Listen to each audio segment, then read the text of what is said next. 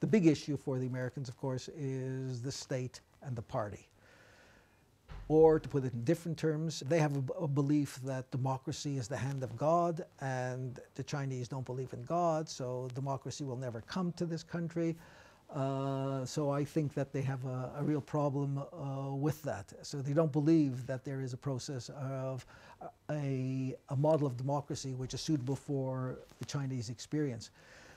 And let me just tell you that when I look at the character of American democracy today, I don't think it's democratic at all. I think it's a society gone quite bizarre, where money dominates and people win elections simply by the expenditure of money. But that's a totally different issue. Every country has to define its own democratic process.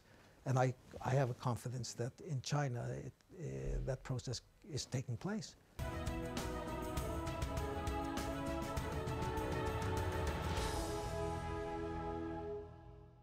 I'm interested in the Chinese story. I'm not an expert on the Chinese story, but I'm interested. I want to hear what people have to say. So part of the Chinese dream is to redefine the character of the story of China, the narrative. But the story can be told many ways, many, many different ways. In the early part of the 19th century, there was one way of telling the world about the Chinese story. In the middle part of the 20th century, after the founding of the People's Republic of China, there was another way of telling the world the story of China, after the reforms and the opening of China.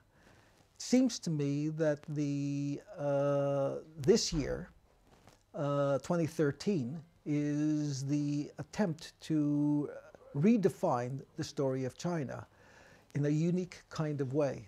And the necessity for the world is to try to understand what that means in terms of the new narrative on China.